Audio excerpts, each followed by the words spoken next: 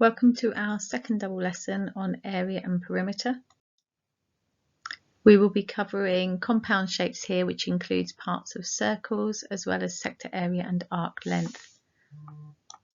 First of all, have a go at the do now. Pause the video to answer these questions and play it again when you're ready.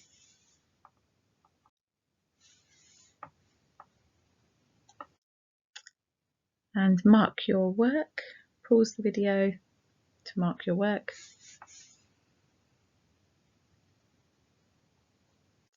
Now we're going to have a look at these compound shapes that involve some circles. We're going to find the area and perimeter of each of these shapes. Start with my shape on the left, which we can see we can split into a rectangle and a semicircle. If we start with finding the perimeter, I can see that this side of the rectangle is 7, so I must have 7 centimeters on that side. I then also need to work out the length of this semicircle, the curved part of that semicircle. Now, if my whole length of the rectangle is 16 and that is 6, then this length here must be 10 centimeters, and that will be the diameter. In both of these questions, when we're involving circles, we are using the formula that area of a circle is equal to pi r squared, and the circumference is equal to pi times d. So here I want half the circumference, so I'm going to need half times pi times the diameter, which is 10.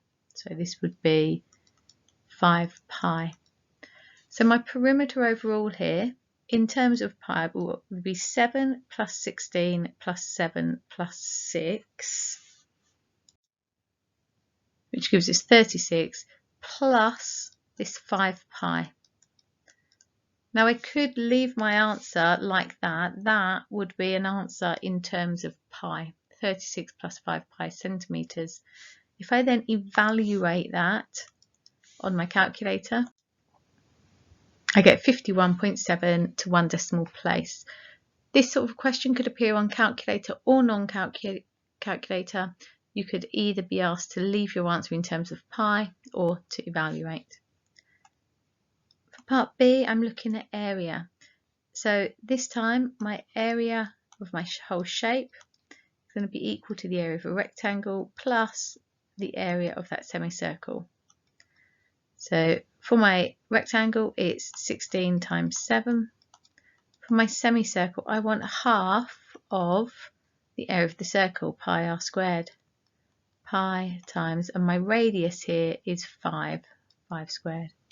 So evaluating that gives us 112 plus 12.5 pi, or 151.3 centimeters squared. Going on to our second example here, first of all, if I look at perimeter, splitting this into a trapezium and a quarter of a circle. We spotted in class that this semicircle here has got a radius of 4, so that must be 4 centimeters. The distance from here all the way across here is 9, so actually I think there's a mistake on there, that would be 5 centimeters. Okay, so my perimeter here, I've got all of these straight edge distances, 3.5 plus 4 plus 3.5 plus 5 plus this 4 here, and then I need to work out this curved bit. So we've got my straight edges all add up to 20, and I need to work out 1/4 of my circumference. So that part there is 1/4 of pi times my diameter, which is 8, so it's 2 pi. So I get my perimeter is 20 plus 2 pi centimeters, and that would be fine to leave it in terms of pi for a non-calculator paper, or we can evaluate that to give 26.3 centimeters. we now have a look at the area here, my area is my trapezium plus my quarter of a circle. Formula for a trapezium is a half of A plus B times H. A and B are the parallel sides, H is the distance between them, plus my quarter of a circle, so quarter of pi r squared. Of course, you could do these two separately and then add them together. So for my trapezium, a half of A plus B, so that's 4 plus the 9, times the distance between them, which is this 2 here.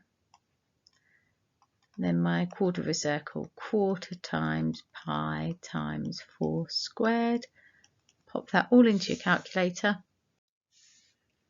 Or in terms of pi, we'll have 13 plus 4 pi, or 25.6 centimetres squared. If you work through these two questions and then just continue the video and mark your answers.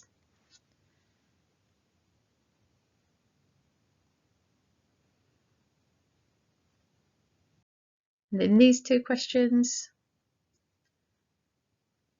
and then continue the video and mark your answers.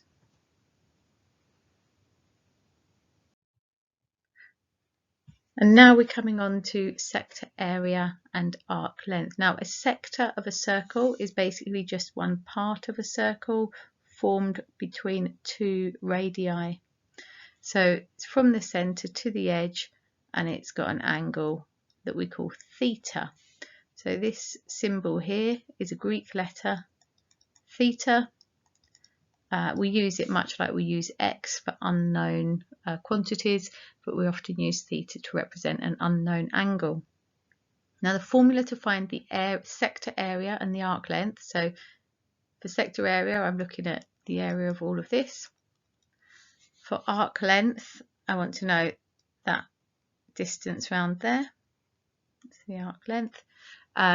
It's dead simple as long as I know my formula for area and circumference of a circle.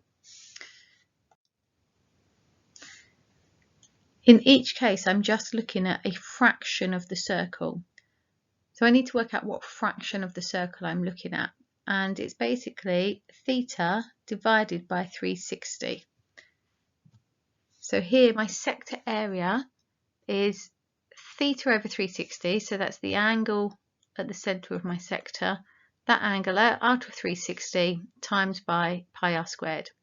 So I always think of this as I'm writing it down. Area of sector is my fraction of the circle, a fraction of the circle's area. The arc length, similarly, is a fraction of the circumference of the circle. So it is the same fraction, theta out of 360, of the circumference of the circle, which is pi d. Each time we use these, I'm going to get you to write them down so that you learn them, remember them, and use them with ease. We'll go on to the next examples. I'm just going to start with writing these examples. I want to find sector area, so I'm going to start by writing my formula. So my sector area is my fraction of the circle area. Now plug in what I know, and I know that theta here, my angle, is 60. So I've got 60 out of 360 times pi times 2 squared. So I'm working on this one here. I plug it in my calculator and I get 2.09. Now we'll see that this is actually the same as 60 over 360 is the same as 1/6. So what I'm effectively doing here is I'm working out the area of the whole circle, pi r squared, and I'm finding 1/6 of that. Do the same for part G here for this example. Always starting by writing down my formula in full and thinking sector area. I want my fraction of the area of the circle. And so by writing it out, I'm just making sure that I'm using my correct formula for area here. Plug in what we know and then pick up your calculator. And you notice here again, I would have got the same if I'd have imagined that as a full circle with a radius of 16, work out pi r squared, and then this effectively 40 over 360 is equal to 1/9. So I would be working out my area of the circle and dividing it by 9, or just using that formula. And this top one you'll see is actually a semicircle, or I can consider that as a sector with an angle of 180. Well, if I just plug that 180 into my formula, and I can see actually I would be doing the same thing. That's the same as a half of pi r squared, and I would be doing the same thing as I would before. Find the area and halve it. Okay, I'm just going to do the arc length examples while we're here because it's pretty straightforward. So first of all, we're just going to write down the formula for arc length. And again, I see it's theta over 360. It's that fraction of the circumference pi d. So for this one, I've got 60 out of 360 times pi times 2. So it's basically 1, oh, not 2, the diameter 4. So importance of writing our formula in, writing our arc length, so we're picking out pi d, and then our formula so we can check that I'm using that 4 there. So I'm looking for 1/6 of 4 pi. Plug that into the calculator. I'm going to get 2/3 pi centimetres, or that evaluates to 2.09 centimetres to 2 decimal places. Same for part G. Write the formula, plug in theta is 40 and the diameter is 32, and I get 11.17 centimetres to 2 dp. And check units, centimetres for arc length, centimetres squared for area. We scroll on to the next slide. Here are 6 questions for you to try. Remember, write the formula, plug in the numbers, and then find the answers. Pause the video and then play again when you're ready for the answers.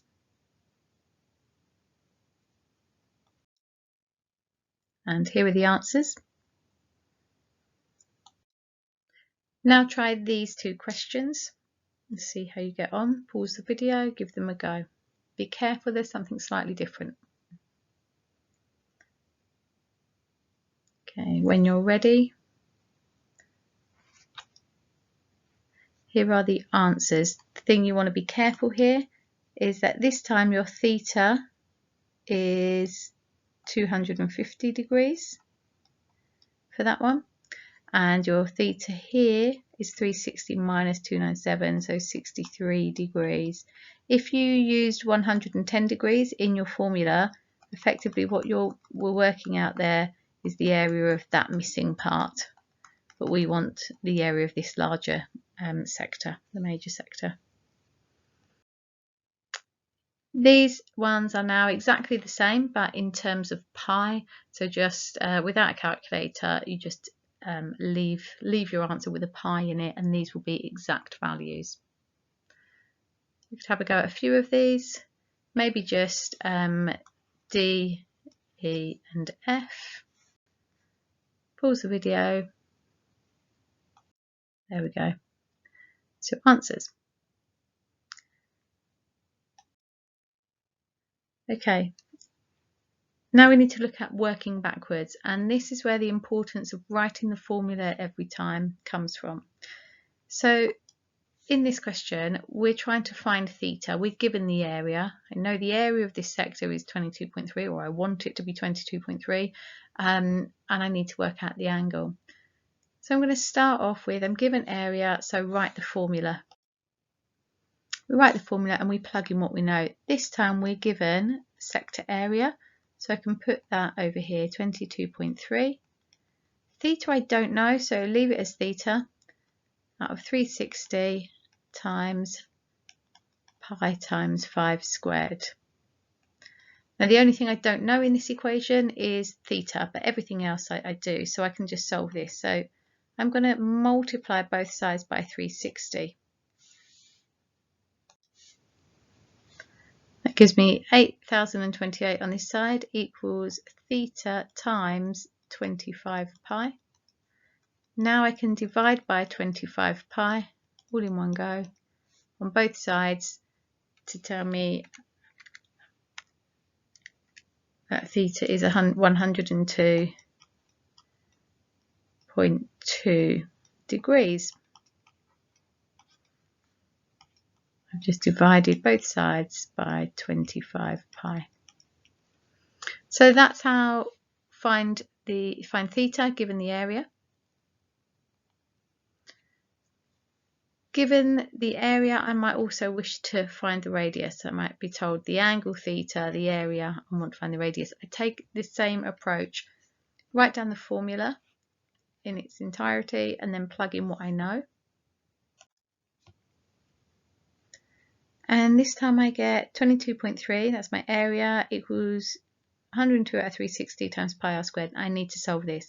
So again, I can multiply up by 360, give me 8028, and that would give me 102 pi r squared. If I divide by 102 pi on both sides,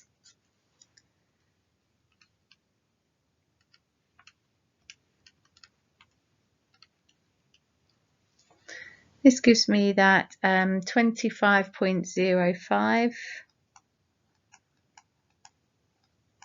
equals r squared, and then to find r I have to square root that answer, and here I get 5.005 and so on equals r, and that's rounded because there was a bit of rounding going on in the question. But we can see it's the 5 centimetres that I would have expected it to be from the previous example. So essentially, if you're given the area, start with the formula, plug in the numbers and work backwards. If it's theta, it's slightly easier. If you're finding the radius, remember to square root at the end. Okay, 6 questions for you to have a go at. And then mark your answers. And you're done for this lesson, this double lesson. If you want to have a go at the challenge, if you found this particularly easy, then this is one challenge that you could have a go at. Alternatively, this is another challenge. Okay, and the answers to this challenge on the next slide. Okay.